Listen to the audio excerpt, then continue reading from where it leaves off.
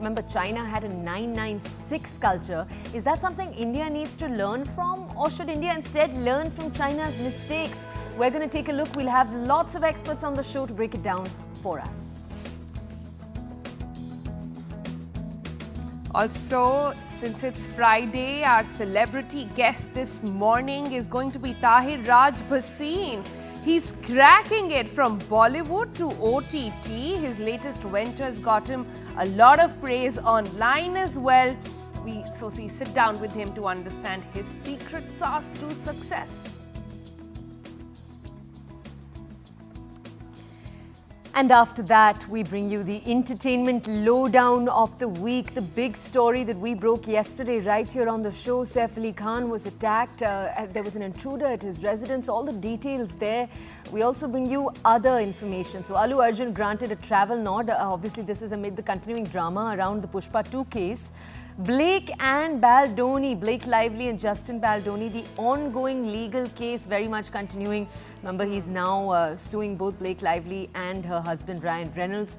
We'll talk a little bit more about that. Deepika and Nakul Mehta slammed the L&T Chairman. Remember, that's the statement we're looking at today a little deeper. And since it's Friday, we've got your ultimate weekend planner. Is it Kangana Ranaut's Emergency that's hitting screens, the big political punch there, or Hollywood's Wolfman howls with horror and thrills? Even Patal Lok coming up on OTT, along with some Sufi magic if you're in the mood for it. A quick roundup and a weekend planner coming up.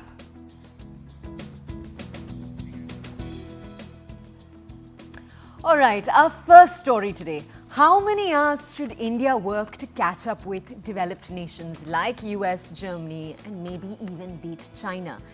The question is, it's obviously not just about how many hours you're doing, but also how you're using those hours.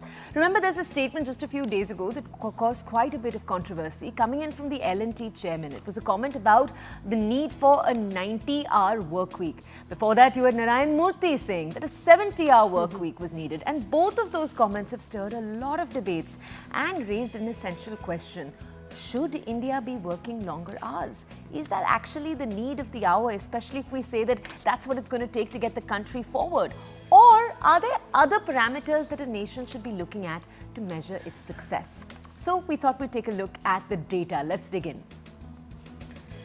Globally, India ranks 13th in work hours, with the average Indian working around 46.7 hours per week. We'll show you where that stands in the global average in just a second. That may sound like a lot, but India isn't anywhere near the top. Bhutan actually leads the pack with 54.4 hours weekly. But this is the big question. Does working more actually translate to progress? Now, developed economies like the US, Germany, Japan have lesser workload, focusing instead on productivity and innovation. The US, in fact, averages around 37.96 hours weekly, Germany about 34.24. It's essential to differentiate really that hard work and smart work are not the same thing. For example, India's IT and tech sectors, they emphasize on quality and innovation over hours clocked, whereas core infrastructure and manufacturing sectors thrive on quantity and efficiency. China's infamous 996 culture, the 9 a.m. to 9 p.m., 6 days a week, shows how extreme work hours can actually lead to burnout and fatalities.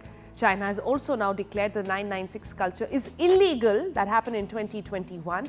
But by all accounts, a culture of overworking continues to prevail in that country. Right, now amid all of this, India also needs to tread very carefully. Growth is obviously critical, but what cost should be paid for it? Should social fabric be disintegrated for it? Does Viksit Bharat need hard work, smart work, or both to achieve developed nation status? By 2047, India needs an annual growth rate of about 8 to 9%. And we're seeing that it should be driven by enhanced infrastructure, upskilling, and a motivated workforce. Instead of blindly adding hours, should we instead focus on reimagining how we work? Maybe with policies, efficiency, mental health right in the center. Remember, we love to talk about that right here on the show. What's the winning formula for India? We're going to take a closer look at that. So we have some very interesting guests lined up for all of you on the program. But before that, should we look at a few more stats? to sort of get an idea, let me come to the wall here to give you a sense of how many hours India is actually putting in compared to the globe. Right? So we looked at two kinds of data. This is all coming in from the International Labour Organization, and those are the numbers on your screen. What you see here is the average hours per week that employees are clocking in according to the different countries. So it starts with Bhutan. Who would have thought of that? They are clocking in about 54.4 hours per week, right? And right followed by UAE, followed by a couple of other countries, and India comes 13th there. Our number at the moment is 46.7. But you can't look at these numbers in isolation. What you also need is the aberration, meaning that's the average, but how many individuals are actually clocking in more hours? And this one tells you how many are clocking in, what percentage of population is clocking in more than 49 hours. Remember, this is outside what the labor laws in the country actually permit. About 48 is what the labor laws in India say, but what this statistic tells you that 51% of India, and this should be a staggering number, 51% of India is actually clocking in more than 49 hours, more than what the labor laws in the country actually permit. What does that mean? Does that actually mean that overtime is applied? What is happening to the mental, physical health of these employees? Is this actually translating into similar proportion of rewards as well? Why don't we open that up to a panel now? Okay.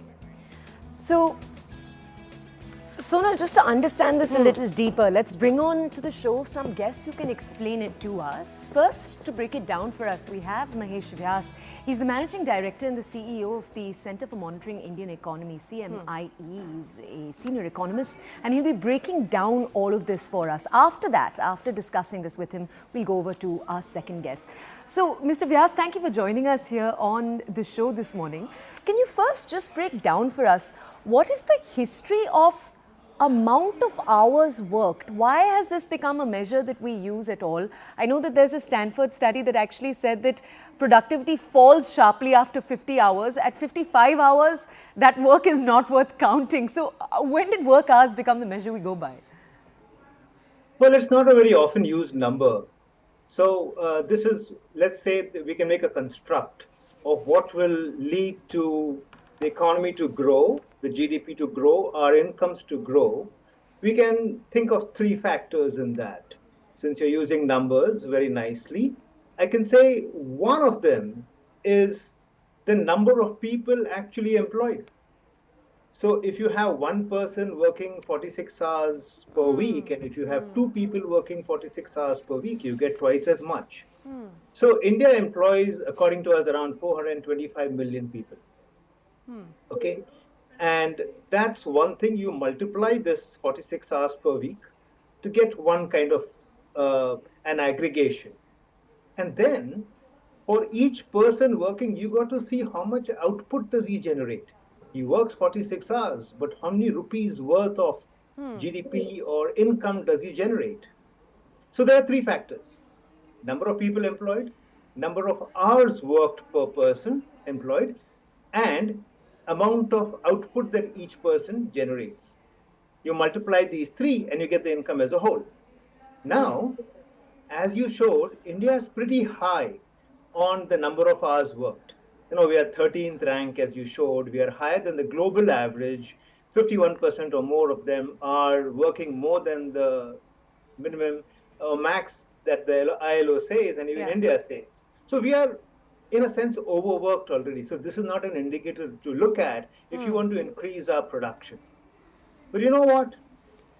The other two factors are where we need to work.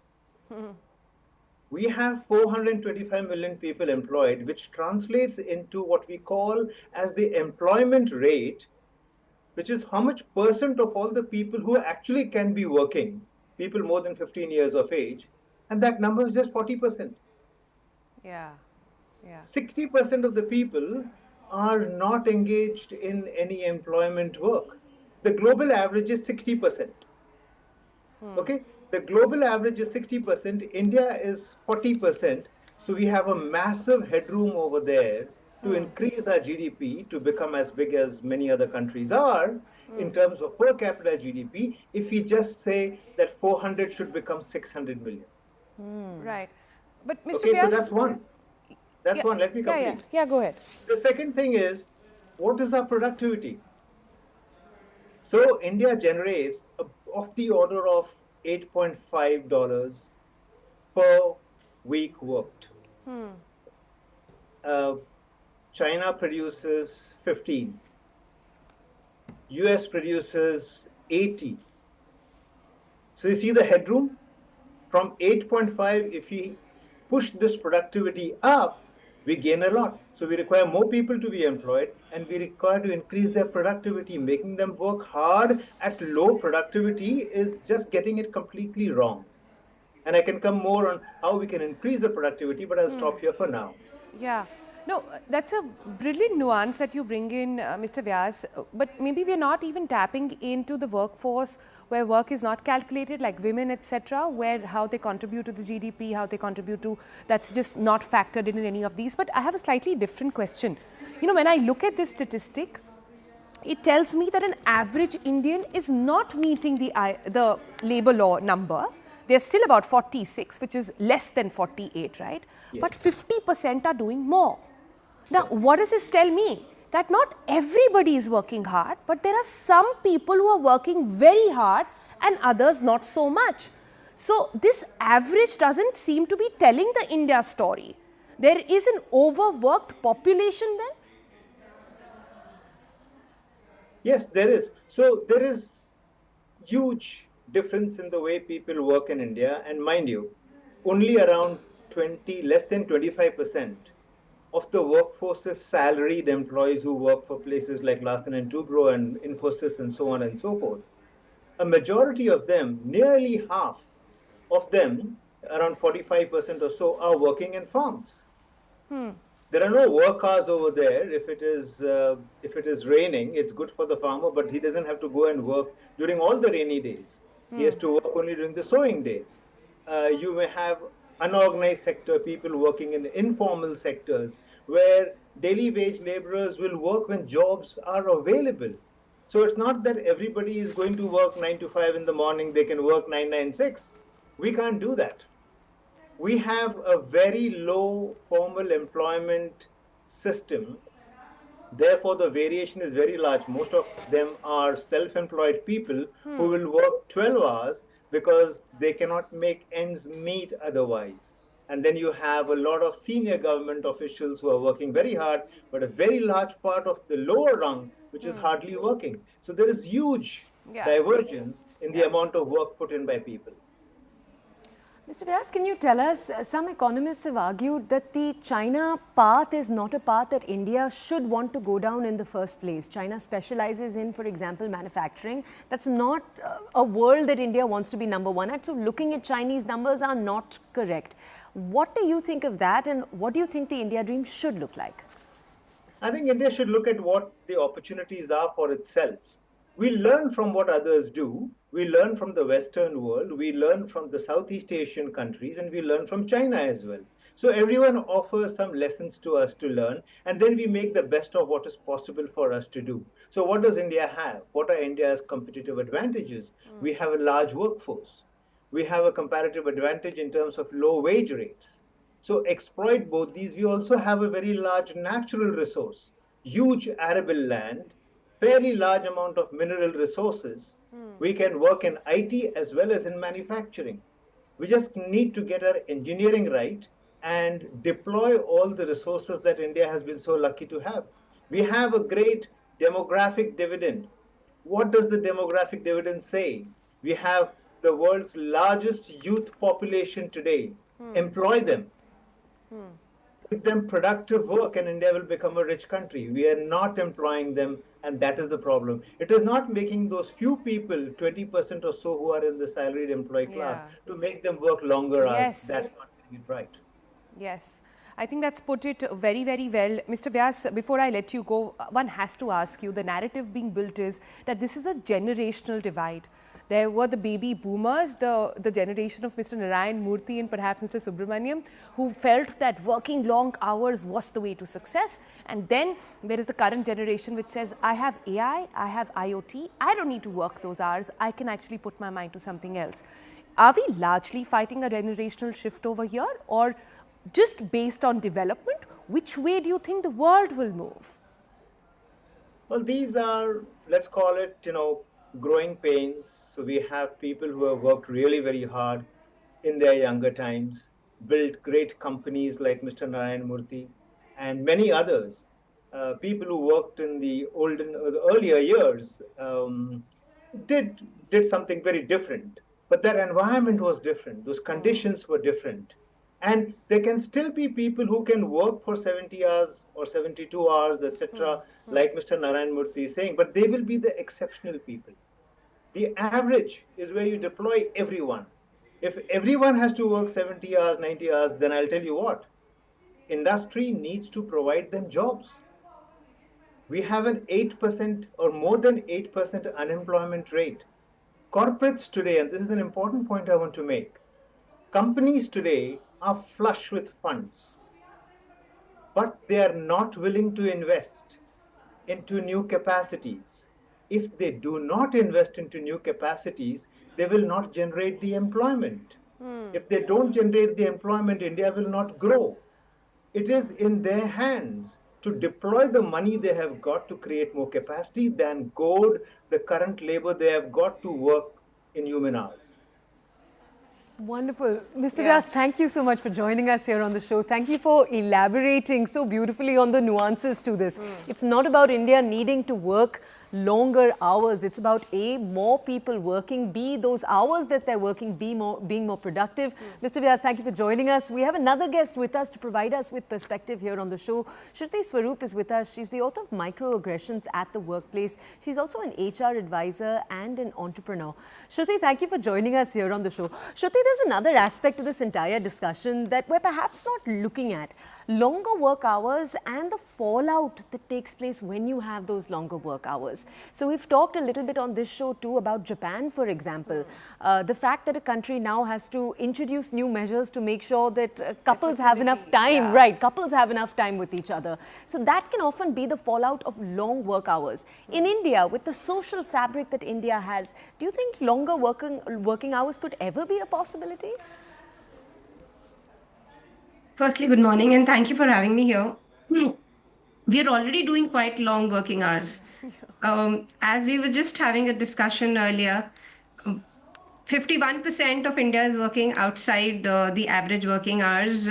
We work with consulting firms, we work with IT firms. We see people actually clocking 90 hours, 100 hours on a trot. I know people for the last 15, 18 years who have been doing that, and that's a part of life.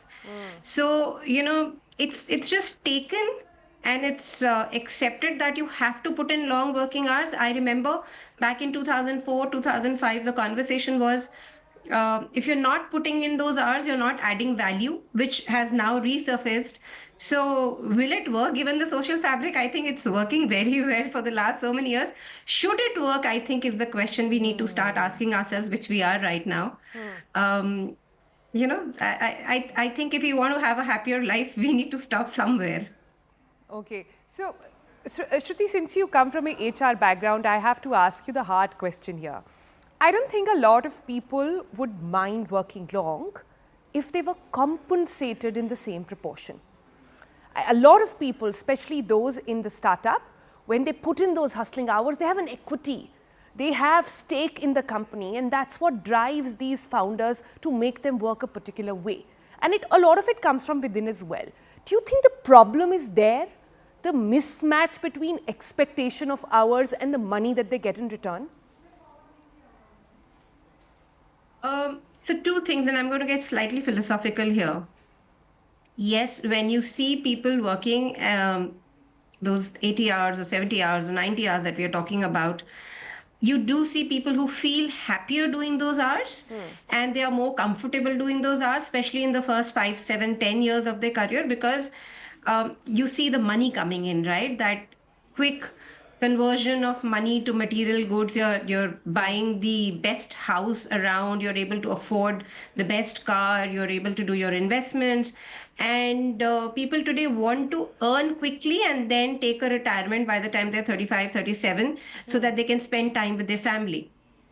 So, um, to answer your question, is it related to money? I think in the first few years, yes. But by the time you're in your 40s and you've completed about 18, 20 hours, I think everybody wants to take a little bit of a back seat. Everybody wants to enjoy what they have earned. And as much as these kind of statements are coming in about putting in hours, there's equal number of people who I have seen take life easier, are doing this great work-life balance, and are completely against the concept of long working hours, which is why this discussion for the last 7 days, 10 days, which is happening, because nobody enjoys it after a point in time. Once you've earned that amount of money, what will you do with the money? So I'm not sure if easier is the way to put it, but anyways, Toya has a question for you. Yeah, I want to ask, Shruti, tell us, when it comes to happiness and productivity, firstly, obviously, those are two different things. So if I were to ask you, how do you make happier workers? It's different from how do you make more productive workers.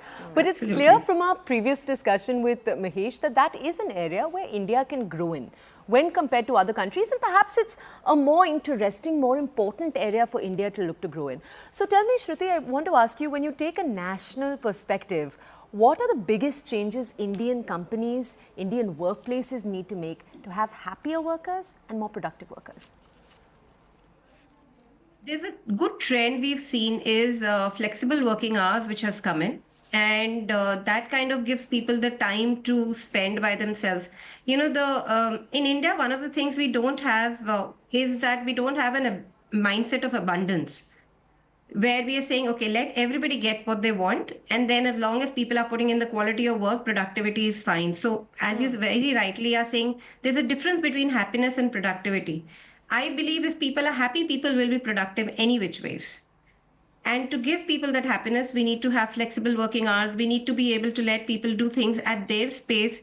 What is most important is, as long as my output is achieved, it doesn't matter whether I'm putting in 70 hours, 80 hours, 90 hours. The focus has very quickly moved from, and I think even my previous person, Mahesh, was saying this, the focus has very quickly moved from quality to quantity. We need to go back to quality. We need to give people the ability to do things the way they want to. We need to focus on their mental health. We need to give them time to go to follow their passion. We need to give them time to follow, to do things they want to do. One of your questions was spend time with the family. I think absolutely, let them go on vacations. Just yesterday, somebody was saying, if I take too many vacations, my organization somewhere is going to come back and say, you can't be doing that. So if you're allowed to take 30 days or X number of days or 20 days in a year, we are not allowing people to take those vacations. Somewhere we also need to force people, year end, year beginning, quarter end, just go take that break, spend that time with yourself, follow your passion, whether it's photography, whether it's just traveling. We don't do that. I think some of those things that we need to let people do, so they're happier, and then when they come back, they can really add value. Yeah, but We need to stop micromanaging. One of the things Indians are known for. Yeah. But I think nobody wants to not take a break. Everybody wants that. We're talking about everybody wants to capitalize and maximize on their leaves, ensure they have enough time for themselves, for their family, for their friends as well. But how do we make a workplace, since you have that background, which is more conducive of it? Where do you think the buck really stops here? Like I said, compensating them well could be one way.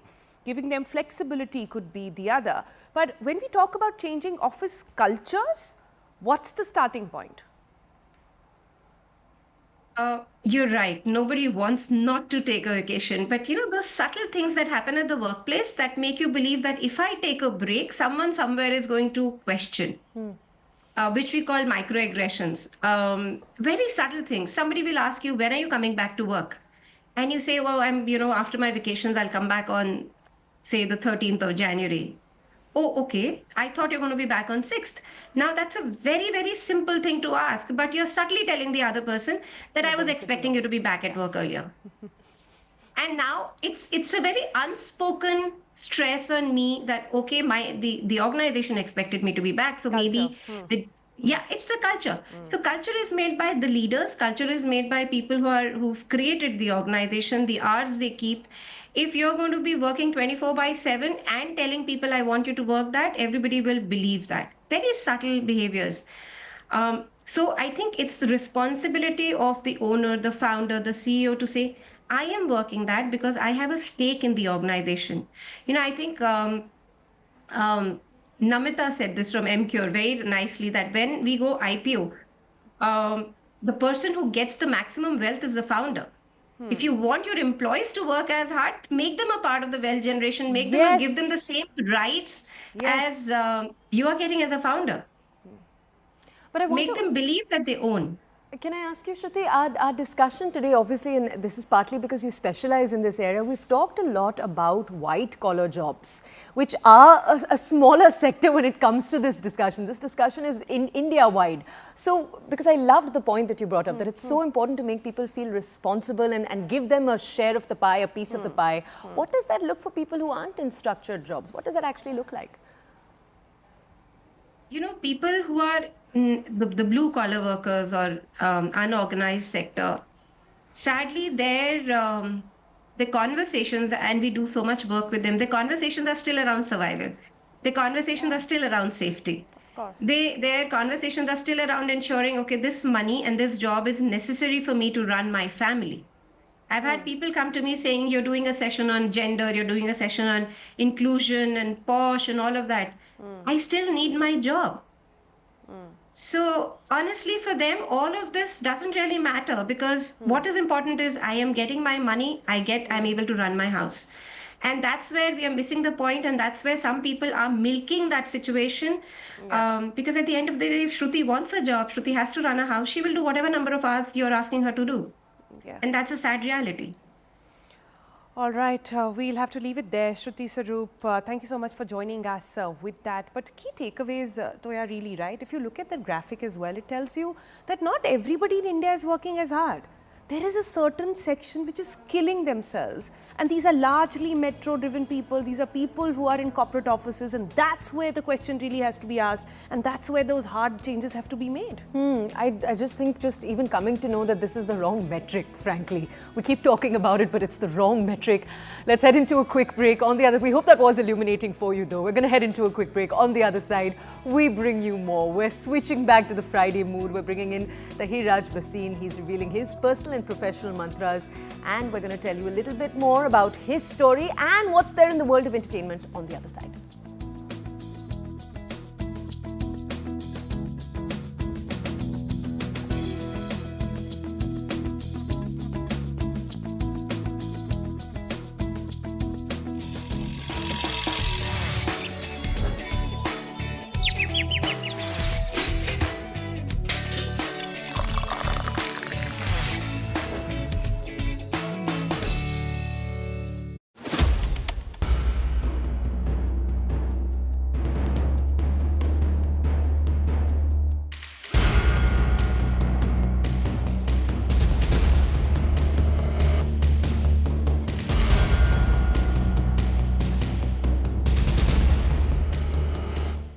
Saif Ali Khan के घर के बाहर हूँ और यहाँ पे जो है ये गेट से अंदर गया होगा, ऐसा पुलिस का अनुमान है, क्योंकि ये गेट की जो हाइट है काफ़ी कम है। आप देखिए कि सीधा जो है बेसमेंट में जाता है और बेसमेंट में रात के टाइम में जो है यहाँ पर कोई भी प्राइवेट सिक्योरिटी गार्ड मौजूद नहीं रहता, इसी का फ़ायदा उठाया है। हालांकि पुलिस का ये कहना है कि जिसने भी चोर जो अंदर घुसा था वो सैफ अली खान के घर का चप्पा चप्पा जानता था। अब एक्सक्लूसिव वीडियो देखिए कि बिल्डिंग में जो है मुंबई पुलिस की टीम जो है छानबीन कर रही है। आप देखिए एक्सक्लूसिव वीडियो आप अपने स्क्रीन पे देख सकते हैं, जिसमें हर चप्पा चप्पा बिल्डिंग का जो है मुंबई पुलिस छानबीन कर रही है और सैफ अली खान के घर में मौजूद सभी नौकर जो थे उनकी पूछताछ फिलहाल चल रही है। साथ में वो नौकरानी जिसने सबसे पहली बार चोर को देखा था उसका भी स्टेटमेंट मुंबई पुलिस ने लिया है। मुंबई पुलिस और क्राइम ब्रांच की टीम जो है आप यहाँ पर देखिए, पुलिस अंदाज़ा लगा रही है कि चोर कैसे घुसा होगा, क्या वो पीछे के रास्ते से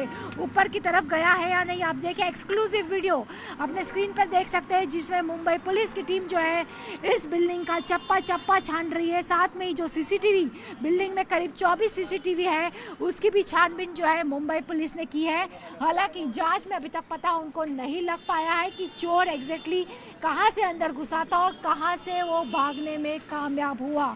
मुंबई पुलिस की टीम जो है यहाँ पर पूरे डॉग स्क्वाड के साथ में पहुँची है। डॉग स्क्वाड ने भी घर के अंदर का मुआवजा किया है। साथ में ही मुंबई पुलिस ने इस वक्त जो है 3 लोगों की पूछताछ कर चुकी है, क्योंकि सैफ के घर में करीब 8 नौकर दिन रात काम करते हैं। उसमें से 3 लोगों का स्टेटमेंट जो है मुंबई पुलिस ने लिया है। हालांकि पुलिस को अभी तक ये पता नहीं लगा है कि चोर जो है भागकर कहाँ गया। इसके बाजू में ही मैं आपको दिखाऊंगी कि यहाँ पर जो है ये जो बिल्डिंग है उसके बाजू में ही एक प्राइवेट बंगलो है। ये प्राइवेट बंगलो की ऊंचाई भी जो है काफ़ी छोटी सी है और ये दरवाज़ा जो है इस घर का जो नाम है पेटफिना नाम है, पीटर फर्नांडिस नाम के बंदे का ये घर है जो यहाँ पर रहते हैं। अब से कुछ देर पहले हमने उनसे बात की थी। ये जो गेट है ये गेट से अंदर की तरफ जाते हैं और ये रास्ता जो है पूरा सैफ अली खान की जो बिल्डिंग है वहाँ पे कनेक्ट करता है। मैं आपको अंदर लेके जाऊँगी और दिखाऊँगी कि कैसे आप देखिए कि ये रास्ता जो है, ये दीवार जो है वो सैफ अली खान के बिल्डिंग की है। पुलिस को ये भी अंदाज़ा है कि शायद चोर यहाँ से भागकर इस बिल्डिंग में गया होगा।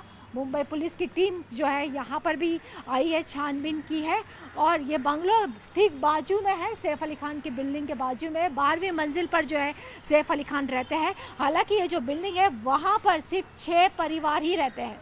जी हाँ, सिर्फ 6 परिवार ही रहते हैं, क्योंकि 12 मंजिल के बिल्डिंग में डुप्लेक्स फ्लैट है। सैफ अली खान का भी डुप्लेक्स फ्लैट है। सिर्फ 6 परिवार के लोग ही जो है इस पूरे बिल्डिंग में रहते हैं। उनकी भी पूछताछ जो है पुलिस कर रही है। पुलिस को अंदाज़ा यही है कि जो भी चोर अंदर घुसा था उसको पूरा पता था कि बिल्डिंग में कहाँ से जाना है, कहाँ से निकलना है, कहाँ कहाँ सीसीटीवी लगा है, वो भी इस चोर को पता था। यानी पुलिस का ये मानना है कि जो भी अंदर घुसा था, जिसने सैफ अली खान के ऊपर चाकू से 6 वार किए हैं, उसको पूरा पता था। हो सकता है कि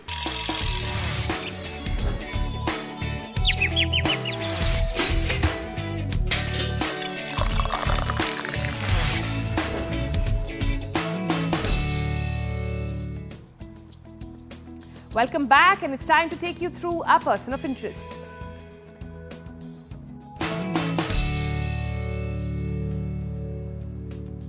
All right, Tahir Raj Bhasin, not just a name you associate with gripping performances, he's a thinking actor who's transitioned from playing menacing villain in Mardani to the charming Derek in Chichore.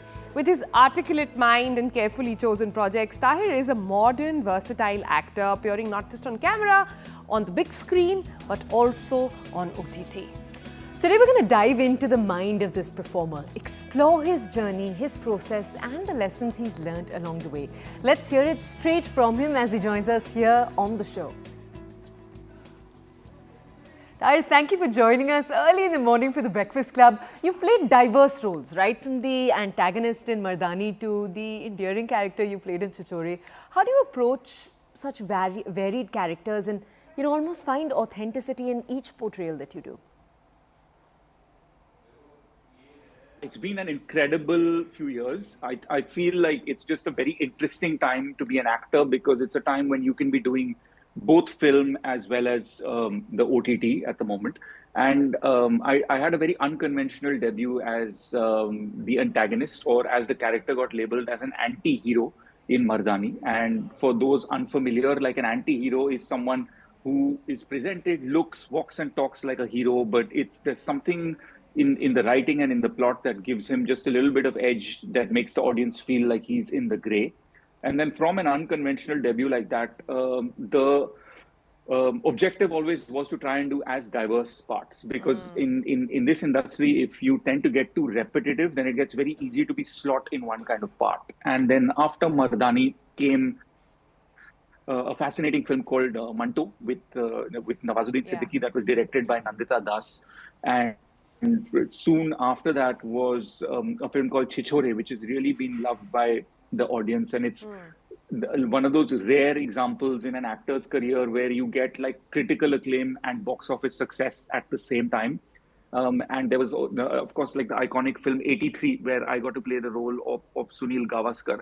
Yeah. And so just in these few projects that I've named, you can see that there's always been like a conscious effort of not to stick to one genre, not to stick to one type. Wow, that sounds really fascinating. One must be hard to portray. If I could ask you, which of the characters has been closest to your personal style, or if you could trade places with any one of your villains, which one would that be?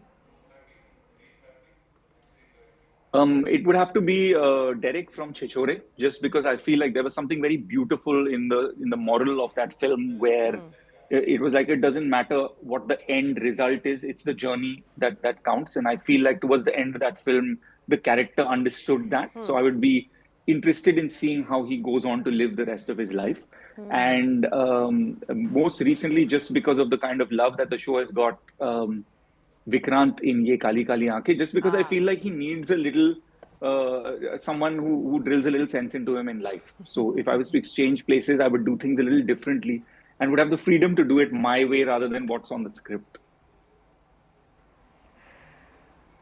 I love how thought out that answer was. How do you see the future of storytelling, tell us, and how do you approach when you're choosing projects that are for OTT platforms in particular? Yeah, that's an interesting question, and I feel an interesting time in both cinema and OTT at the moment, as far as the makers are concerned. I can't comment on any one particular platform, but generally, because I am an integral part of the industry, I can tell you what's been an overall trend, and things changed a lot in terms of audience behavior because of the way the economy's been post COVID. And so we saw like this sudden boom of everyone, whether it was films or OTT, making a lot of films, a lot of series, and the market. I hate to call it market, but for the lack of a better word, like the entertainment space was flooded with series, and the audience was spoiled for choice. And anytime, it's simple economics. If supply exceeds what demand is, there's bound to be the scales are going to be a little skewed and tipped. And that's the sort of phase where we're in. And it's like what economists call a sort of K-shaped progression, where you see on one side, you see like a lot of growth, and on the other side, you see a decline.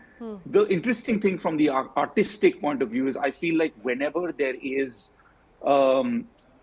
upheaval, in trying to be like not overly dramatic, but change brings out different forms of storytelling, and that's when the most experiments happen.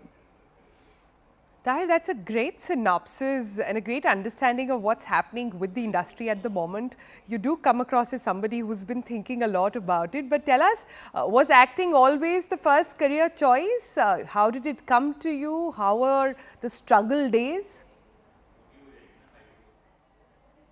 Sure. I grew up in an Air Force family. My dad was with the Indian Air Force. He was a fighter pilot. And what that means is that you grow up in different states, in different cities in India, because every defense family gets posted from one place to another. And so my childhood was actually all over, from Gwalior in Madhya Pradesh to Allahabad in UP, now Prayagraj, Jamnagar in Gujarat. I was in Wellington in Tamil Nadu. And I feel in hindsight, when I look back at it now, this gives you a complete flavor of what India really is. I am from a Delhi family, and that's where I finished school and went to college. And Delhi University has a big theater culture. And this is when I was just between finishing school and college, when my aunt said, you know, have you ever thought about theater? And there's this this very well-renowned theater teacher whose name is Barry John, and he's worked with greats like Shah Rukh Khan, Nasruddin Shah, Manoj Bajpayee, and they said, why don't you try out workshops and see if that's your thing? And so I did this theater and acting course with Barry John, and felt that that was really a place where I could express and just felt very at home, unlike anything that I had felt in academics or sport. And I think that's where the germ sort of bit me. And it was always a hobby in my late teens until I was in my early 20s, when I sort of gathered the guts to tell my family that, hey, this is something that I want to try. And I was told that I need to then go and study it. And so I did my master's in film and media. And after that, I moved to Bombay and then started what at the time felt like a really long, agonizing process of auditions and meetings. Let's ask you a little bit now about your set life, Tahir. What's the most memorable and maybe even the most embarrassing thing, two separate, that have happened to you on set? Not on set, but I think every time there was a rejection from an audition, I wouldn't call it embarrassing, but it was always it was a big learning when you go through that. Is because especially when you're very young and you're very new, you don't understand why. You're like, really, thought that was the best thing I ever did. But then you hear that you didn't get the part, and this could be small things, like it could be a web. They didn't have series in those days, but it could be an advertisement that was going to go on YouTube, or it could be a brand advertisement on TV. But I think it's when you take every no as feedback and and it snowballs, and then gradually the no's start turning into yeses. And I see the benefit of them now.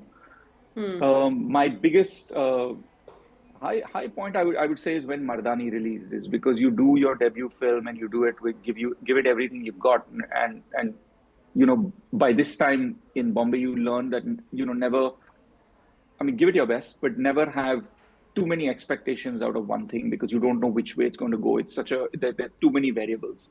And then when it came out, and there was just like, you just go from the person auditioning to, hey, that's Tahir from Mardani. And that for any artist to be recognized is a big first step into the door. Yeah, first step with Yash Raj Films with Rani Mukherjee. So I'm sure it was quite feather up your sleeve. But how do you, Tahir, then face rejections? I'm sure even after Mardani, there must have been so many projects that did not take off. And in those moments, what do you do to pick yourself up? I think a certain number of years in Mumbai, in the city, give you a thicker skin than when you come in initially. You realize that it's a huge privilege to be doing something that you want to be doing. Very few people get an opportunity to do that. That's true. And you get out of it by being very connected to who you are. And this is something that took me a little bit of time, where not fusing your identity so much with what it is that you do, where every up and down feels so deeply you. And this is very hard as an artist, because we are what we do. And the way to balance that out is to have real friends, have real relationships, have real experiences. And that's what I try and do. I'm not saying that I'm an expert at it. If anyone has figured out, kindly connect with me as soon as you can. It'll be a big help. But that's what you need to do, is to know that strength lies in knowing that you've done your best for that. And this is something that when you sit down with anyone, and I had the benefit very early on in working in Mumbai of working with some phenomenal co-stars. I started off with Rani Mukherjee, and then there was Nawazuddin Siddiqui and John Abraham. And even when you just listen to Shah Rukh Khan speak, like, you can see so much of that sort of seeps through, of saying, like, get your joy from the process, not from the goal. Beautifully said.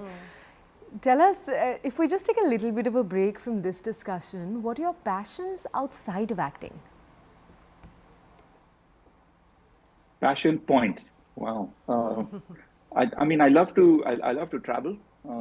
Coffee is something that I really enjoy, and I don't know whether that can be counted as a passion point, but to the extent that I will travel to a destination because I've heard that the coffee over there is amazing.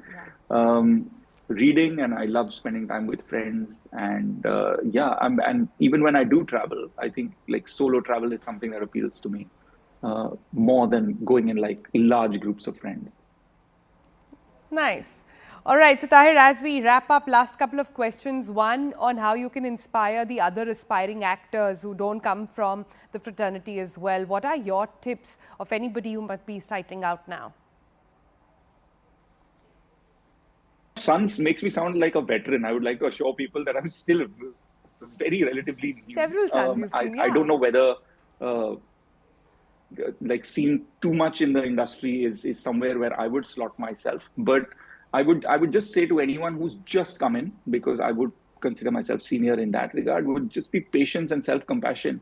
I feel are two important things. Like we live in such an instant generation where it's about, what's happening next. Even most recently, when I just released season 2 of Ye Kali Kali Aankhein, and it was the day of the release, and you're really anxious about how is the audience going to respond, and you go to Instagram and you already have comments saying when is season 3, and it takes like an entire year for like a team to develop it, write it, then you get a green light from a platform. So what I'm trying to drive home is that in this time of like immediate results and immediate gratification, I think every line of work in the artistic and creative field has a little bit of delayed gratification, has a little bit of investing more in the process, and that would be my advice. I love that. What's the best piece of advice that you've ever received personally, professionally, in any context? The best piece of advice I received was from another senior actress in the industry who prefers not to be named. But she just said, and this was very early on, because I wanted to do anything in order to get onto a set. And this meant like I was okay to intern or to be an assistant. And she said, if you want to act, you have to be unabashedly open about it, and you've got to pursue it with everything that you've got. And that's the best advice that I got, is that don't hold back from at least telling yourself what it is that you want. All right, Tahir, it's been a pleasure to chat up with you, pick your brains a little bit about what's happening in your life and in the industry. Thank you so much for joining us. With that, we are going to slip into a very quick break. More entertainment news, Fry Ye Lowdown, coming up on the other side.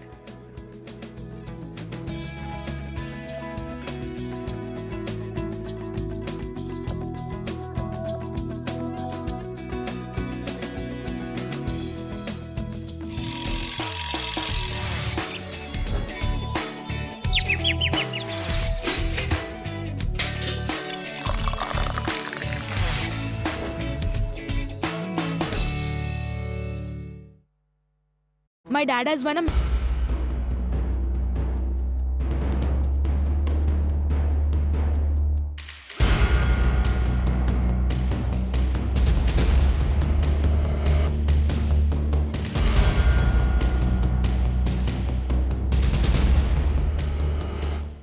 Saif Ali Khan के घर के बाहर हूँ और यहाँ पे जो है ये गेट से अंदर गया होगा, ऐसा पुलिस का अनुमान है, क्योंकि ये गेट की जो हाइट है काफ़ी कम है। आप देखिए कि सीधा जो है बेसमेंट में जाता है, और बेसमेंट में रात के टाइम में जो है यहाँ पर कोई भी प्राइवेट सिक्योरिटी गार्ड मौजूद नहीं रहता, इसी का फ़ायदा उठाया है। हालांकि पुलिस का ये कहना है कि जिसने भी चोर जो अंदर घुसा था वो सैफ अली खान के घर का चप्पा चप्पा जानता था। अब एक्सक्लूसिव वीडियो देखिए कि बिल्डिंग में जो है मुंबई पुलिस की टीम जो है छानबीन कर रही है। आप देखिए एक्सक्लूसिव वीडियो आप अपने स्क्रीन पे देख सकते हैं, जिसमें हर चप्पा चप्पा बिल्डिंग का जो है मुंबई पुलिस छानबीन कर रही है। और सैफ अली खान के घर में मौजूद सभी नौकर जो थे उनकी पूछताछ फिलहाल चल रही है। साथ में वो नौकरानी जिसने सबसे पहली बार चोर को देखा था उसका भी स्टेटमेंट मुंबई पुलिस ने लिया है। मुंबई पुलिस और क्राइम ब्रांच की टीम जो है, आप यहाँ पर देखिए, पुलिस अंदाज़ा लगा रही है कि चोर कैसे घुसा होगा, क्या वो पीछे के रास्ते से ऊपर की तरफ गया है या नहीं। आप देखिए एक्सक्लूसिव वीडियो अपने स्क्रीन पर देख सकते हैं, जिसमें मुंबई पुलिस की टीम जो है इस बिल्डिंग का चप्पा चप्पा छान रही है। साथ में ही जो सीसीटीवी बिल्डिंग में करीब 24 सीसीटीवी है उसकी भी छानबीन जो है मुंबई पुलिस ने की है। हालांकि जांच में अभी तक पता उनको नहीं लग पाया है कि चोर एग्जैक्टली कहां से अंदर घुसा था और कहां से वो भागने में कामयाब हुआ। मुंबई पुलिस की टीम जो है यहाँ पर पूरे डॉग स्क्वाड के साथ में पहुंची है। डॉग स्क्वाड ने भी घर के अंदर का मुआवजा किया है। साथ में ही मुंबई पुलिस ने इस वक्त जो है 3 लोगों की पूछताछ कर चुकी है, क्योंकि सैफ के घर में करीब 8 नौकर दिन रात काम करते हैं, उसमें से 3 लोगों का स्टेटमेंट जो है मुंबई पुलिस ने लिया है। हालांकि पुलिस को अभी तक ये पता नहीं लगा है कि चोर जो है भागकर कहाँ गया। इसके बाजू में ही मैं आपको दिखाऊंगी कि यहाँ पर जो है ये जो बिल्डिंग है उसके बाजू में ही एक प्राइवेट बंगलो है। ये प्राइवेट बंगलो की ऊंचाई भी जो है काफ़ी छोटी सी है, और ये दरवाज़ा जो है इस घर का जो नाम है पेटफीना नाम है, पीटर फर्नांडिस नाम के बंदे का ये घर है जो यहाँ पर रहते हैं। अब से कुछ देर पहले हमने उनसे बात की थी। ये जो गेट है ये गेट से अंदर की तरफ जाते हैं और ये रास्ता जो है पूरा सैफ अली खान की जो बिल्डिंग है वहाँ पे कनेक्ट करता है। मैं आपको अंदर लेके जाऊँगी और दिखाऊँगी कि कैसे। आप देखिए कि ये रास्ता जो है, ये दीवार जो है वो सैफ अली खान के बिल्डिंग की है। पुलिस को ये भी अंदाज़ा है कि शायद चोर यहाँ से भागकर इस बिल्डिंग में गया होगा मुंबई पुलिस की टीम जो है यहाँ पर भी आई है, छानबीन की है। और ये बंगलो ठीक बाजू में है, सैफ अली खान की बिल्डिंग के बाजू में 12वीं मंजिल पर जो है सैफ अली खान रहते हैं। हालांकि ये जो बिल्डिंग है वहाँ पर सिर्फ 6 परिवार ही रहते हैं। जी हाँ, सिर्फ 6 परिवार ही रहते हैं, क्योंकि 12 मंजिल के बिल्डिंग में डुप्लेक्स फ्लैट है। सैफ अली खान का भी डुप्लेक्स फ्लैट है। सिर्फ 6 परिवार के लोग ही जो है इस पूरे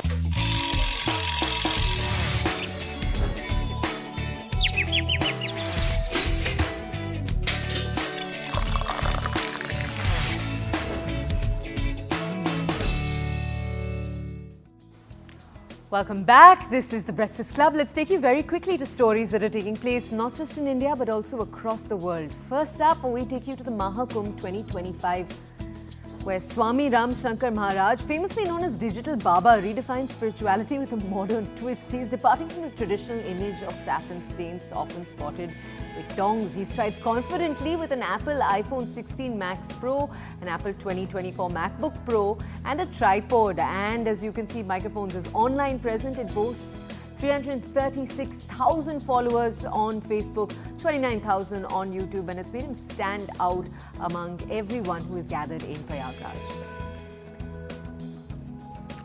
The Commissioner of Railway Safety gave a nod to the passenger and freight operations of the Katra section of the Udhampur-Srinagar-Baramulla rail link, marking the completion of the project and paving the way for commercial train services on the entire route. The documents that have been accessed by the channel trains, that trains will operate at speed up to 85 km per hour on the main line, that while the turnout speeds are limited to 15 km per hour.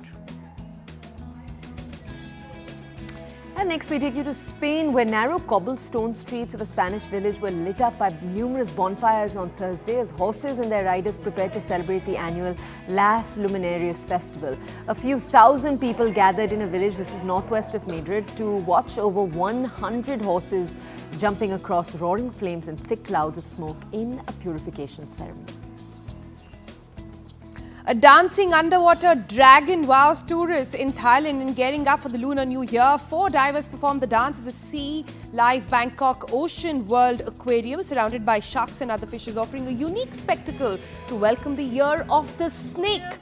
Now, according to Thailand's Transport Ministry, 4 million tourists are forecasted to visit the Southeast Asian nation during this year's Lunar New Year holiday.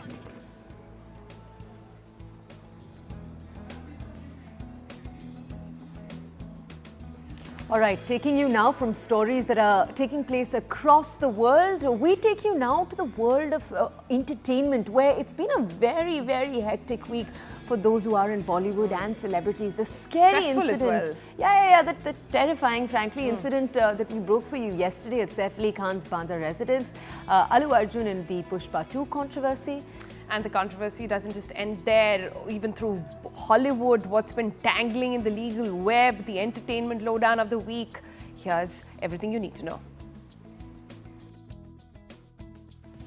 Hello everyone. Let's take a quick look at the top entertainment news of this week.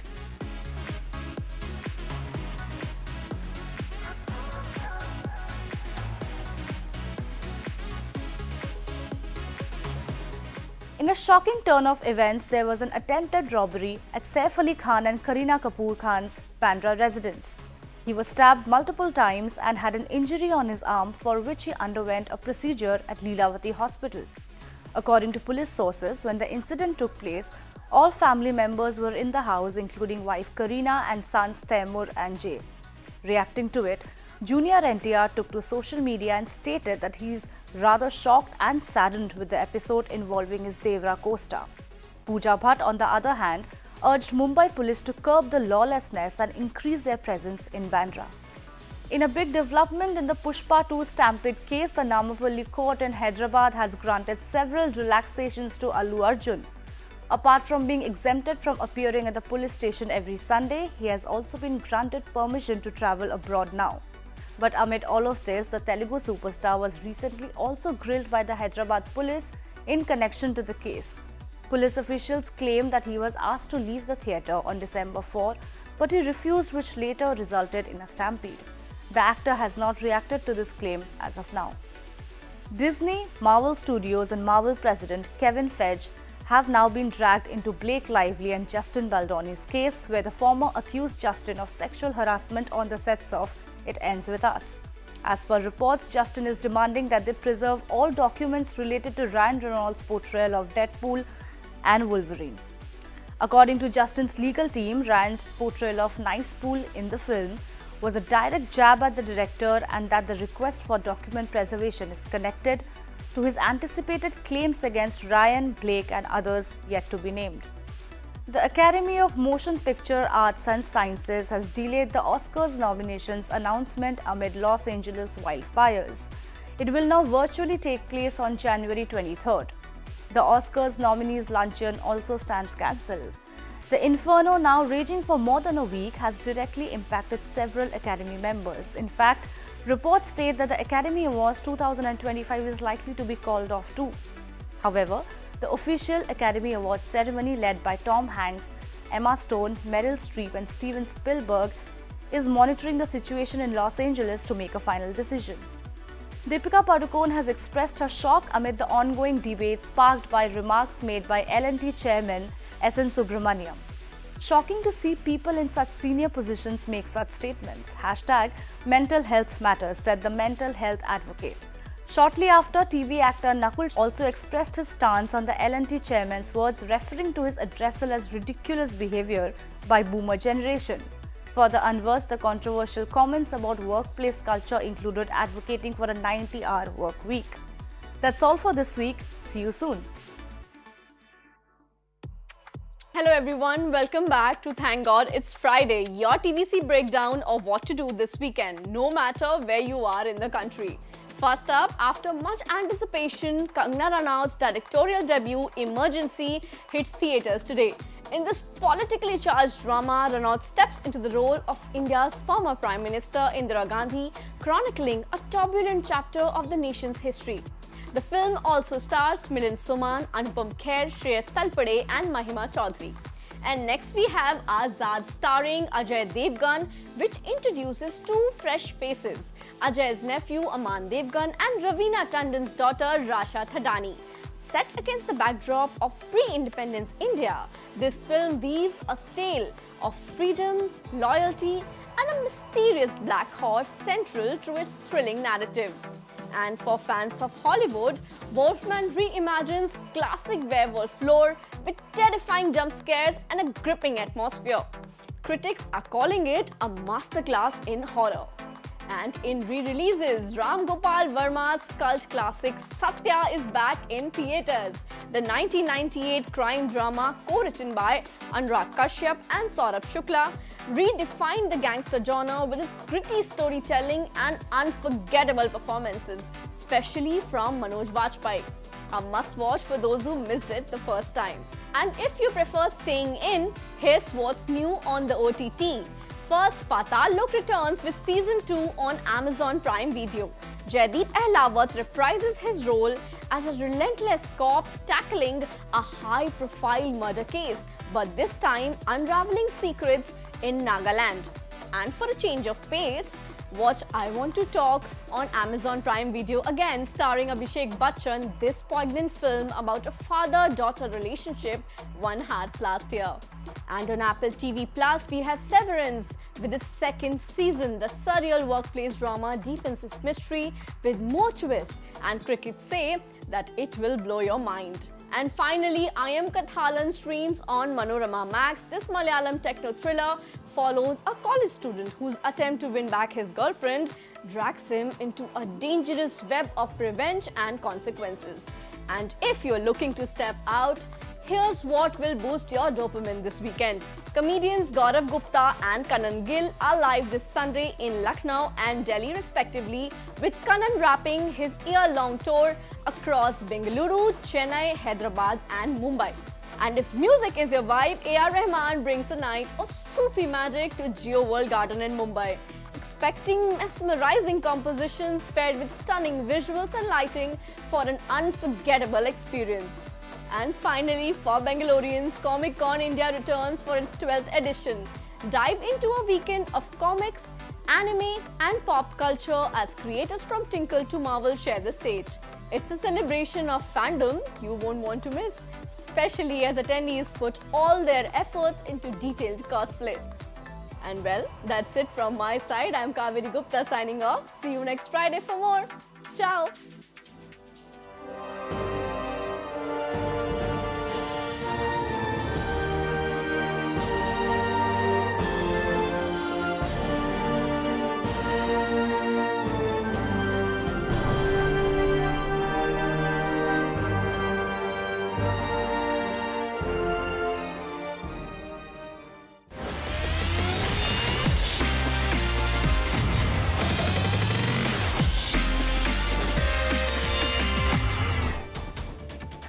Today we're going to be celebrating India's heroes, right from sports and entertainment to climate change activism and youth leadership. We're going to be honouring the trailblazers that have shaped our future. The 14th edition of the Indian of the Year Awards will be unveiling its winners today. In the sports category, nominees include India's Olympic medalist Manu Bhaker, Swapnil Kusale and the cricketers Jasprit Bumrah and Smriti Mandhana. The star-studded nominees in the entertainment category include Shraddha Kapoor, Vijay Sethupathi and the Lapata Ladies team. If you're excited to know who the other nominations are today, let's take a look at the IOTY Indian of the Year curtain raiser. Welcome to India's biggest awards night. A star-studded ceremony with exceptional individuals. Indian of the Year 2023 saw the biggest star of Bollywood. The Indian of all ages, Shah Rukh Khan. I don't just feel like the Indian of the Year. I feel I've been the Indian of all the years gone by. And I will be the Indian for all the years to come. I am actually, ladies and gentlemen, the Indian for all ages. The 13th edition saw some of the biggest names from sports, cinema, entertainment and social change being awarded. I think Tamils have been very lucky. They've been back-to-back music genius have been happening, and this is a new one. And we are so proud of him. The gala evening had key change makers and pathbreakers whose effort, grit and determination has shaped the growth story of India. Indian of the Year 2023 brought together the real heroes whose work and contribution touched the lives of millions. You're actually giving us limelight to India's environment. It was a night to honor those who stand in the face of adversity and danger. The heroes of Uttarkashi garnered recognition, earning a special mention to enthusiastic applause. The NDRF Director General and rat miners who rescued 41 workers from the Silkyara tunnel were true heroes. जिंदगी तो sir इतनी बदल गई है हमारी Shahrukh sir से मुलाकात हो रही है यार आप जैसे बड़े-बड़े लोगों से बातें हो रही है मैं बहुत शुक्रिया अदा करना चाहता हूं आप सभी लोगों का और CNN न्यूज़ का 2023 was etched in history when India's space agency demonstrated unparalleled prowess with Chandrayaan 3. An Indian of the Year would be incomplete without celebrating that outstanding achievement. Sample from moon to understand what went wrong is not possible. Yeah. So we were working on hypothesis and then trying to recreate what could have gone wrong. And we went through a series of simulation, testing, etc. And once we had the confidence to do it, we made it a point to understand that the whole crux of that issue is fully understood. Then only we are taking the chance. And that chance was taken with full confidence. The marquee event of 2023 closed with high energy, leaving us all wanting more.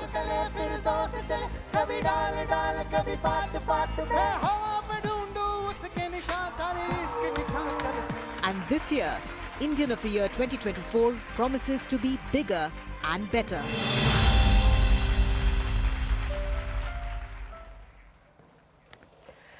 Hello, you're watching the morning news right here on CNN News 18. My name is Toya Singh and we're going to, over the next hour, walk you through all the top stories taking place in the country. First, big breaking news that we brought you at this time yesterday. Bollywood actor Saif Ali Khan, as we speak, continues to recover. This is after being stabbed 6 times during this was a violent burglary attempt that took place at his Bandra residence early in the morning yesterday. The attacker entered the 12th floor flat using stairs and pipes, demanded 1 crore and fled after a tussle with the actor. Saif, as we speak, is still at the Lilavati hospital. He underwent surgery for arm injuries. Kareena Kapoor, his partner's team, confirmed his condition is stable with no vital organs affected. The family, including the children and, of course, Sarah and Ibrahim, are safe. They're with him. The incident began when a house help actually spotted the intruder near the bathroom, and we have all the details for you now after FIRs and investigation has taken place through the day yesterday. We'll be sharing more of those details with you. First, though, take a look at reactions. इसके बारे में police ने आपको सारी जानकारी दी हुई है.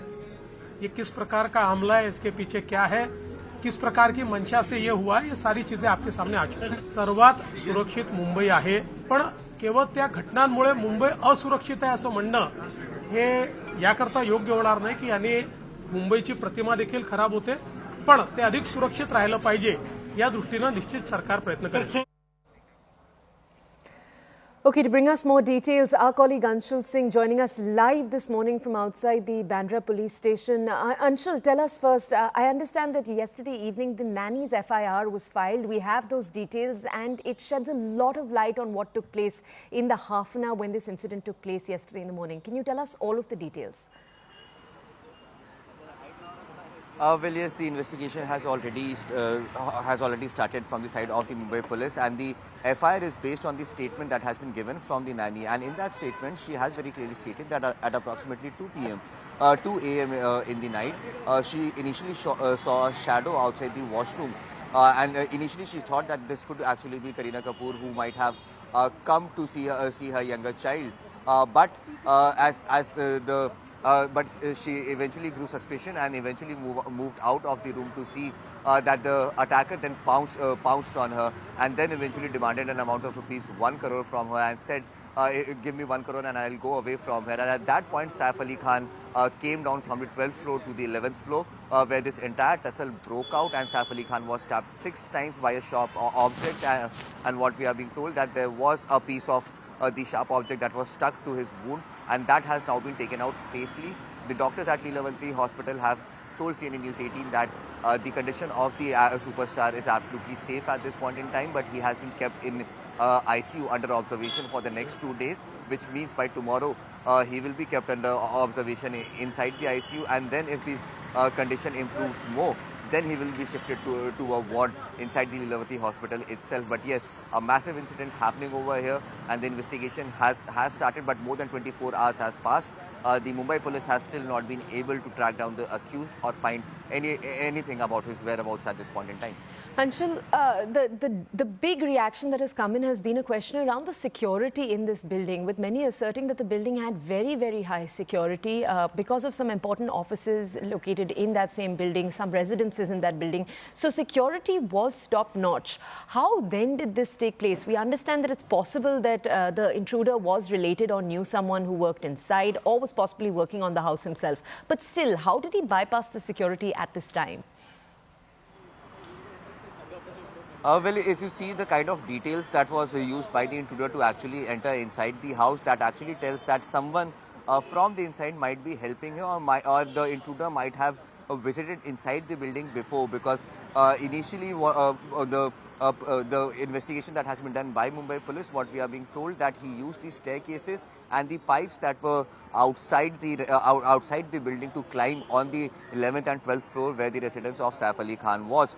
So he knew as to what could be the alternate route to enter inside the building. Now, there are 2 gates to that entire building in which Saif Ali Khan lives along with his family. And in both these gates, there are security guards that are present 24/7. Along with that, there are several CCTVs that are placed in that entire area outside the building and inside the campus of the building as well. But the intruder knew where are the CCTVs, where are the guards, at what time is the right time to enter inside the building. So somewhere or the other, either someone from inside the building was helping him, or he might have visited the building beforehand to get an exact detail or to chalk out a plan as to how he can enter inside the building. Now, as we speak, the Mumbai police is already interrogating the people who were working inside the residence of Saif Ali Khan, because remember, over the last 1 week, there has been some sort of a renovation paint job that was being done inside the residence of Saif Ali Khan, and that is the reason why the people who were involved in that job,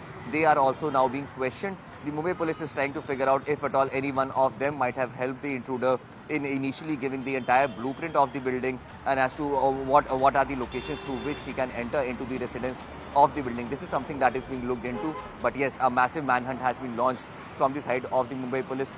20 teams of the Mumbai police are looking, or in fact the district police itself are looking into this entire matter. Apart from that, 8 teams of the crime branch of Mumbai police have also been formed to initially identify the accused, to identify his whereabouts, and then eventually go ahead and arrest him and bring him to the books. Okay, so Anshul, as you're saying, 2 laborers are being interrogated. Thank you for highlighting that for us. Anshul, can you just explain to us what the the investigation process will now look like? We know this person escaped. Does it mean then that the police check the CCTV cameras for all the buildings nearby to figure out the route that he might have left through? What is the investigation process exactly? So yes, prima facie, the police has been able to map out a route through which he might have entered, because what police sources are telling us that he entered from the wall that is behind the building and then came inside towards the staircase. Through this initially through the staircase he walked up a few floors and then used the pipes to eventually reach at the top floor, and that is the reason why there were no CCTVs that could capture him. It is only after he fled from the spot after attacking Saif Ali Khan, and he was absolutely scared. At that point in time was the first time that he was caught on a CCTV on the 6th floor itself, and through that CCTV the police has been able to identify him. The police has been able to get his face out. Also fingerprints have been collected from over there, and now technical surveillance is being done by the Mumbai police to make sure that his whereabouts are located, traced, and then police action could be taken against him. All right, Anshul, just stay with us. We're going to walk our audiences through more reactions that are coming in as we speak. First, reactions that are coming in from across the Indian cinema industry. Take a look.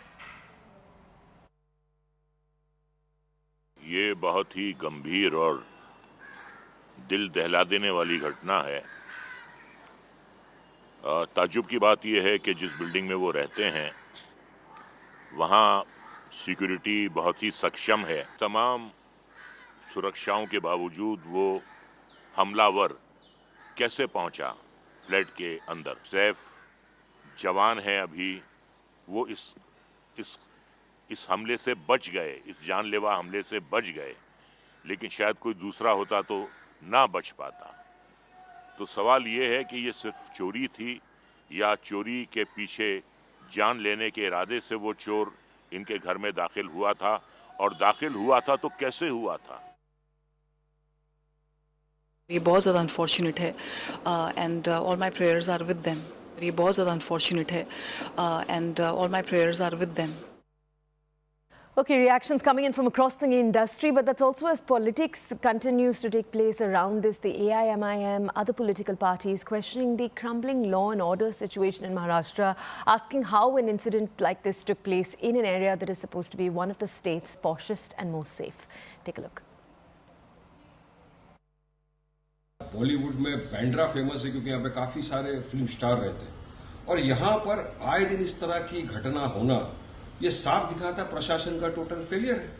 पहले सलमान खान के घर पे firing हुई, उसके बाद बाबा सिद्दीकी को गोली मार के हत्या कर दी गई, और अब रात को 2:30 बजे के करीब एक अज्ञात हमलावर चाकू लेकर घर में घुस जाता है, सैफ अली खान जैसे स्टार के ऊपर अटैक करता है, उनको 6 बार उनको वार लगता है, हॉस्पिटल में उनका इलाज चल रहा है।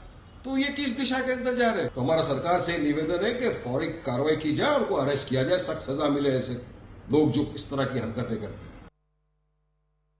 सैफ अली खान, इनको आईसीयू में फर्स्ट फ्लोर में देखकर आया हूं।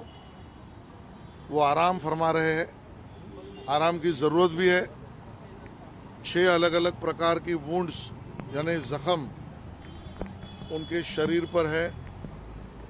2 जख्मों को, वुंड्स को डीप कह सकते हैं, इस प्रकार की स्थिति थी। करीब करीब 5 घंटे का वहाँ पर सर्जरी हुआ है, और उसके कारण उनको अभी रेस्ट लेने की ज़रूरत है। ये बात मुझे हॉस्पिटल के अधिकारियों ने भी बताई। तो हम सब मिलकर उसकी ईश्वर से प्रार्थना करते हैं कि वो जल्द से जल्द ठीक हो जाए। सैफ अली खान के घर पे रात को 2:30 बजे ना उनके ऊपर हल्ला होता है। उसका सीसीटीवी फुटेज देखा तो कोई आया, कोई गया, कोई दिख नहीं रहा 2 घंटे पहले।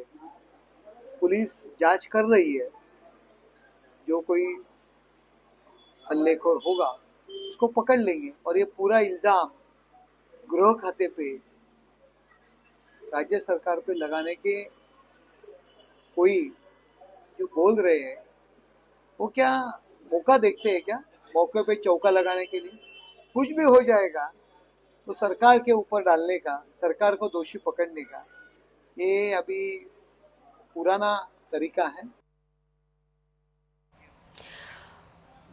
Okay, let's go back to our colleague Anshul to understand a little bit more. Anshul, we haven't yet asked you about Khan's family. So there are some reports that it was actually his oldest son who took him in an auto after he was attacked. What details can you shed there? Is that actually what took place? How are they right now? Tell us a little more. Well, yes, in fact, in the FIR, it has also been mentioned that how Saif Ali Khan was actually taken to the hospital. Now, once the attack happened, Sara Ali Khan and Ibrahim Ali Khan also reside in the same building on the seventh floor. And once the attack happened on Saif Ali Khan and the accused fled from the spot, the family called Ibrahim up, and Ibrahim came up and took Saif Ali Khan in an auto. Now, what is being said at this point in time that there was no driver available at that point in time, and that is the reason why they had to take an auto rickshaw ride all the way to the Lilavati hospital, which is like 4 to 5 kilometers away from the residence of Saif Ali Khan. Now, if you speak of this family, his entire family has constantly been stationed at the Lilavati hospital. Kareena Kapoor Khan herself is present over there. In fact, a statement came out from Kareena Kapoor on her social media profile, where she said that the concern that is being shown by the public is welcome, but there needs to be a line that needs to be drawn. There needs to be some sort of a privacy that needs to be given to the family at this point in time. She requested the paparazzis to actually keep away at this point and let the family be. Apart from that, Saif Ali Khan's mother, Sharmila Tagore, also visited him yesterday, along with other political leaders that have constantly been visiting him. So the family is absolutely in a state of shock, because it was absolutely unexpected that an attack could happen inside the home of Saif Ali Khan, which is said to be, which the family at least expects to be one of the safest places for them. And the manner in which the accused entered the residence and then carried out this attack has absolutely left the entire family in shock. Right, Anshul, before we let you go, let me just take you back to the first question we asked you. In the last few hours, there's been a lot of cynicism around one fact. How was such a safe building entered into? How could the person have been an outsider? He had to have been someone who knew the way inside.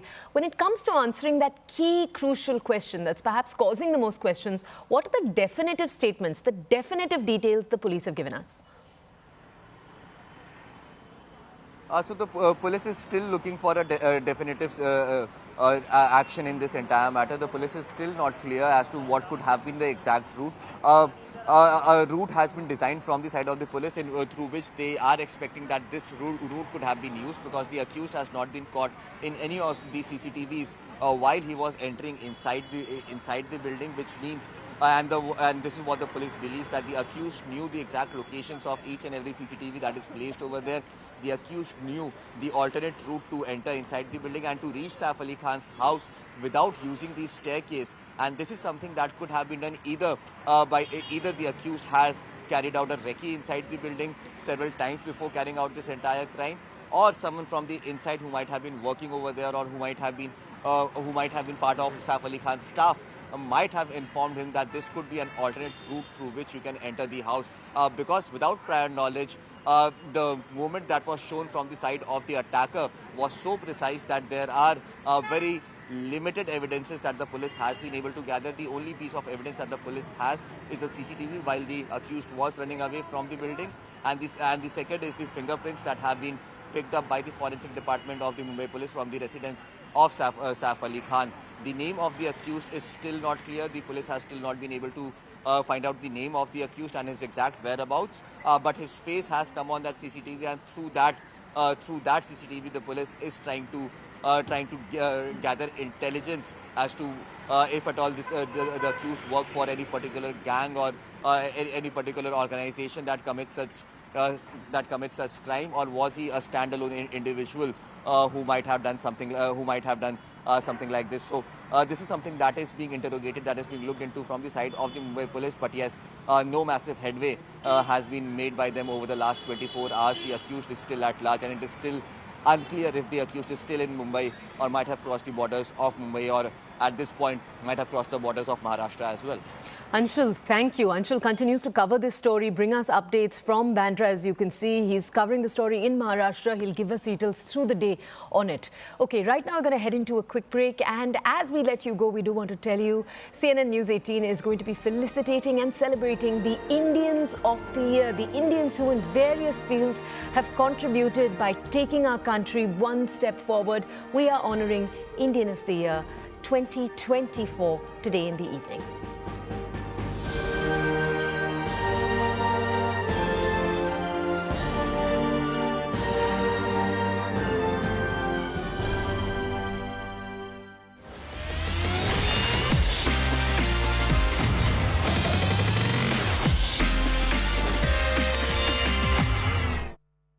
You work.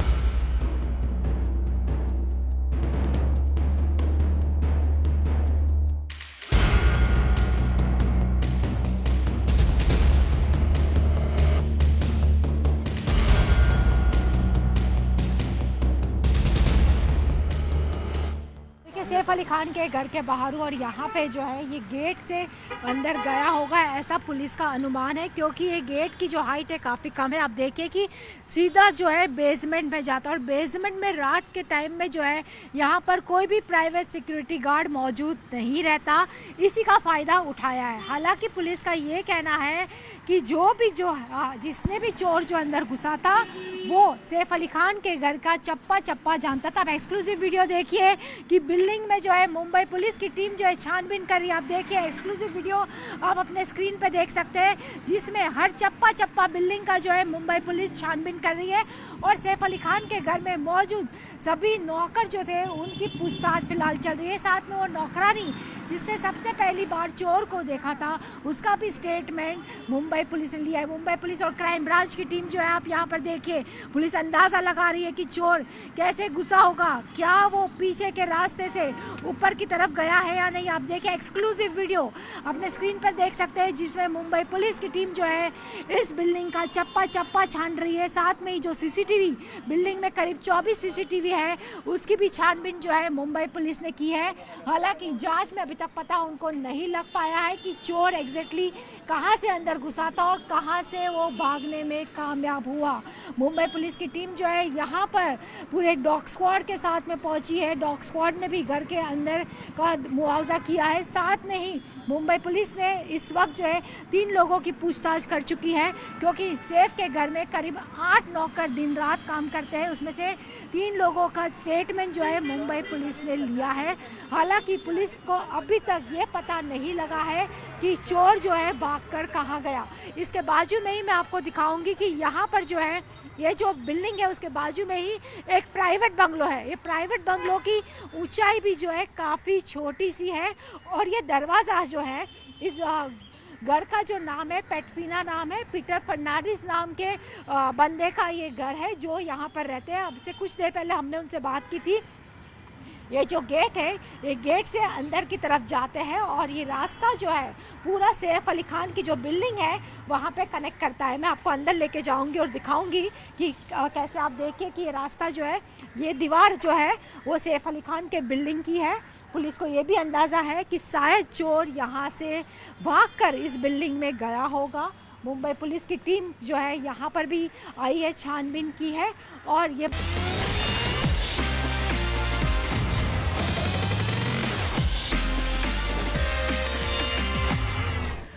Welcome back. You're watching the morning news show right here on CNN News 18. Let's take you very quickly to a story we're breaking that took place in Karnataka. A shocking killing that was caught on CCTV in Karnataka's Bidar. 2 bike-borne assailants shot 6 rounds, killing 1 guard and injuring another before decamping with 93 lakh rupees We'll just bring you more context on this story, but that money was intended for loading at a State Bank of India ATM at Shivaji Chowk in Karnataka's Bidar, a few meters away from a deputy commissioner's office. Just going to bring you more details on this story. One guard was killed and another was injured. Remember, that's the key detail here. The incident occurred around 11:30 a.m. as cash loading staff arrived at a busy ATM station. All right, Sudat Bhardwaj joins us with more details on the story. Sudat, because this took place yesterday at 11:30 a.m., there have been almost 12 hours since the incident took place, 24 hours since the incident took place. What have police found in the intervening time in terms of investigation? Well, they're still on the lookout for the accused, actually. They're tracing a lot of CCTV footage that leads them towards the possible, location of these all accused. They suspect that they have perhaps gone to Hyderabad, which is not too far, about 140 kilometers here from Bidar. So they are suspecting if they have actually traveled outside the state as well. But this is an extremely chilling incident. Raises a lot of questions about the lapses in security, because when agents or guards are transferring cash to any of the ATM machines, ideally there should be gunmen surrounding them, given that there is a lot of cash that is being transferred. But there is a clear lapse in security here, and it again is an extremely chilling incident. The fact that such a firing has taken place, and unfortunately one of the security guards has passed away as well. But the police are still on the lookout for the accused. A lot of CCTV footage has been collected, but they are still on the lookout for the accused. There is absolutely no confirmation so far with regards to their arrest. But in fact, the top cops have also taken into cognizance that there might have been possible lapses in the entire operation, and how the agents could have transferred the cash quite easily, but they were unfortunately susceptible to such an attack. But so that we've also learned, and again, please confirm this for us, some reports are indicating that chili powder was actually thrown on the employees, and it's only then that all of this took place. Could they possibly have done something different in a situation like this? Well, unfortunately, again, as I said, there was absolutely no security that any of these agents had, and those two had asked robbers that actually, yes, as you mentioned, they had in fact used a pepper spray as well, try to blind one of the persons, and unfortunately, no one really came to the rescue. They had no proper security to ensure or avoid any such an unfortunate incident. But yes, a pepper spray was used, and one of the deceased, that is, of course, the deceased Giri Venkatesh, who had suffered 5 gunshot wounds before eventually succumbing to it. Well, another person, he's right now receiving treatment at a hospital in Hyderabad itself. In fact, the district in charge minister, the forest minister, Ishwar Khandre, has visited him as well. And the government, in fact, has announced from the social welfare department that 8 lakhs would be offered as compensation to the family of the deceased, and one of them would also be assured a government job. But yes, it is extremely unfortunate that such a thing has happened. Clearly, because there was no security that any of these agents had. Thank you, Sudat, for highlighting this for us. Okay, we're going to take you, our audiences, now to an entirely different story, one that's been playing out right here in the centre, with the Congress filing an intervention in the Supreme Court to defend the Places of Worship Act 1991. Remember, the Act has been in focus for a few weeks now. This comes amid several petitioners challenging provisions of the Act. Now, the Congress is arguing that the Act is crucial for ensuring communal harmony and equality among different religious groups. We'll bring you a little context here on the Act. Remember, it was enacted in 1991, and it essentially says the religious character of a place of worship would remain as it was on August 15th, 1947. The Act specifies, though, that the only exception to this is the Ram Janmabhoomi Babri Masjid case. At the time of its enactment, the Ayodhya agitation was going on, and the Babri Masjid Ram Janmabhoomi dispute was very much in court. Now, we'll bring you more context on this, but the BJP is slamming what the Congress has done. They're accusing the Congress of engaging in vote bank politics by filing what it has. Now, we'll bring you more context on this, but remember, the courts are set to take a look at this in exactly 1 month from now on Feb 17th. That's when the Supreme Court is set to hear the matter. Take a look at reactions, then we'll go over to reporters for more. अब खुलकर सामने आ गया कि Congress party किस प्रकार से vote bank की सबसे बड़ी भाईजान बनना चाहती है। हमने देखा है कि फर्स्ट राइट ऑफ रिसोर्सेज एक समुदाय का हो, ये कांग्रेस पार्टी ने कहा है पूर्व में। कांग्रेस पार्टी ओबीसी और एससी एसटी आरक्षण भी मुस्लिमों को देना चाहती है। अब कैसे भेदभाव करती है? संविधान करने वाली Congress party places of worship act के डिफेंस में उतर आई है, इंटरवेंशन फाइल करती है और कहती है कि अगर ये एक्ट हटाया जाता है तो ये बहुत बड़ा एक धक्का होगा सेकुलरिज्म के खिलाफ और कम्युनलिज्म इससे फैल जाएगा, कम्युनल हार्मनी इससे डिस्टर्ब होगी, सनातन समाप्त कहने से नहीं होगी। एक वोट बैंक को तो संपूर्ण अधिकार है कि कोई प्रॉपर्टी जो चाहे वो क्लेम कर ले। ये कांग्रेस की दोगली मानसिकता और दोगली दृष्टि है, डबल स्टैंडर्ड है। Okay, let's go over to our colleagues to understand more. First, our legal correspondent Ananya Bhatnagar with all of the details on this entire story. Ananya, we were just sharing with our audiences that the Supreme Court is likely to hear this entire story, hear the case on Feb 17th. We've also just shared with our audiences what the Congress's stand is. Ananya, are we correct in telling our audiences that the union government is yet to submit its stand on where it's going to stand on this issue, on the constitutional validity of this act? Well, definitely, the union government is yet to file its response on this particular act. But at the same point of time, the Congress moving the topmost court of the country, filing an intervention application and saying that, this act is essential. The constitutional validity need not to be challenged, and it's opposed all kinds of petitions that have been filed challenging, in fact, the constitutional validity of the POW Act.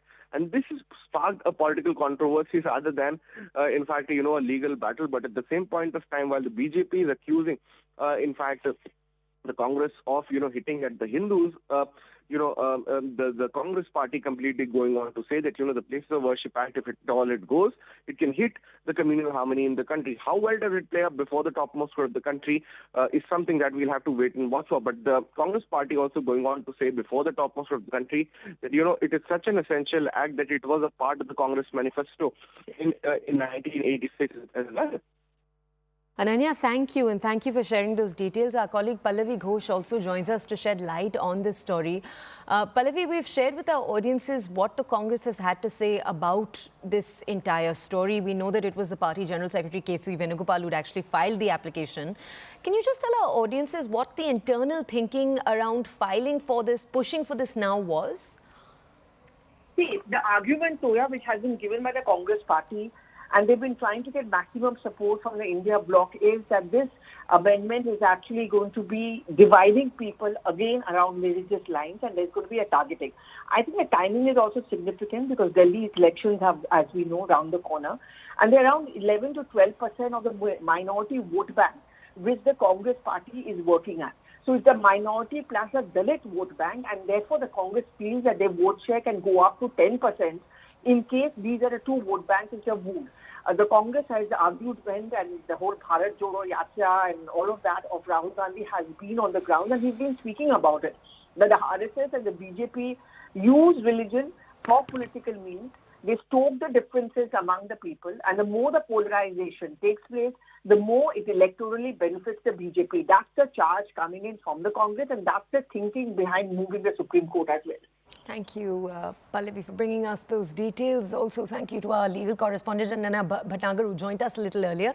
We're going to head into a quick break. On the other side, we continue to bring you details from across the entire country, news stories from across the country. Remember, we're also going to be celebrating, commemorating and raising a toast to Indians of the Year later in the evening today. CNN News 18 is going to be celebrating the Indians that are the country's pride and the world's inspiration at 6 p.m. tonight.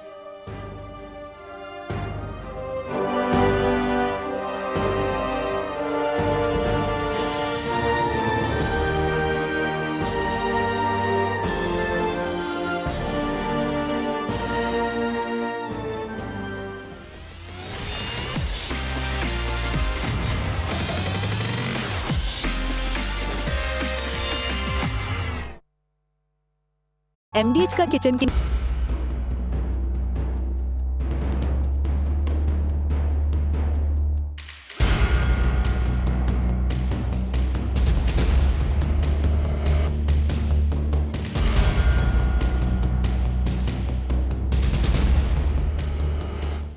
देखिए सैफ अली खान के घर के बाहर हूँ और यहाँ पे जो है ये गेट से अंदर गया होगा ऐसा पुलिस का अनुमान है, क्योंकि ये गेट की जो हाइट है काफ़ी कम है। आप देखिए कि सीधा जो है बेसमेंट में जाता है और बेसमेंट में रात के टाइम में जो है यहाँ पर कोई भी प्राइवेट सिक्योरिटी गार्ड मौजूद नहीं रहता, इसी का फ़ायदा उठाया है। हालांकि पुलिस का ये कहना है कि जिसने भी चोर जो अंदर घुसा था वो सैफ अली खान के घर का चप्पा चप्पा जानता था। अब एक्सक्लूसिव वीडियो देखिए कि बिल्डिंग में जो है मुंबई पुलिस की टीम जो है छानबीन कर रही है। आप देखिए एक्सक्लूसिव वीडियो आप अपने स्क्रीन पे देख सकते हैं, जिसमें हर चप्पा चप्पा बिल्डिंग का जो है मुंबई पुलिस छानबीन कर रही है और सैफ अली खान के घर में मौजूद सभी नौकर जो थे उनकी पूछताछ फिलहाल चल रही है। साथ में वो नौकरानी जिसने सबसे पहली बार चोर को देखा था उसका भी स्टेटमेंट मुंबई पुलिस ने लिया है। मुंबई पुलिस और क्राइम ब्रांच की टीम जो है आप यहाँ पर देखिए, पुलिस अंदाज़ा लगा रही है कि चोर कैसे घुसा होगा, क्या वो पीछे के रास्ते से ऊपर की तरफ गया है या नहीं। आप देखिए एक्सक्लूसिव वीडियो अपने स्क्रीन पर देख सकते हैं, जिसमें मुंबई पुलिस की टीम जो है इस बिल्डिंग का चप्पा चप्पा छान रही है। साथ में ही जो सीसीटीवी बिल्डिंग में करीब 24 सीसीटीवी है उसकी भी छानबीन जो है मुंबई पुलिस ने की है। हालांकि जांच में अभी तक पता उनको नहीं लग पाया है कि चोर एग्जैक्टली कहां से अंदर घुसा था और कहां से वो भागने में कामयाब हुआ।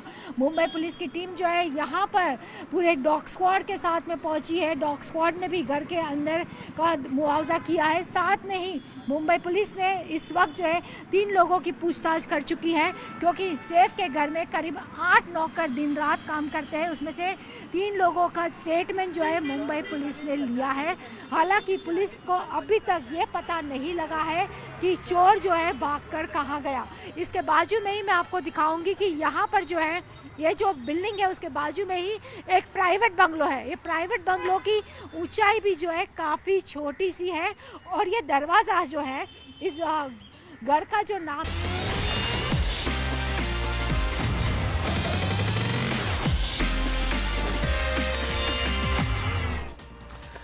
Welcome back. You're watching the morning news right here on CNN News 18, and we're taking you now to a story that's had the US, India and its tenterhooks in a fresh twist in the Suchir Balaji death mystery. The mother of the 26-year-old former OpenAI researcher who was found dead after accusing the company of violating copyright laws has now made fresh allegations. This is in an interview with podcaster and news personality Tucker Carlson in the United States. Purnima Rao, she's the mother of Suchir, claimed that her son's death was not suicide. She said that there have been major lapses in the investigation, and in a parallel development, the San Francisco Police Department has updated the status of this case. Initially, they'd labeled it as closed and a suicide. The case has now been reclassified as open and an active investigation.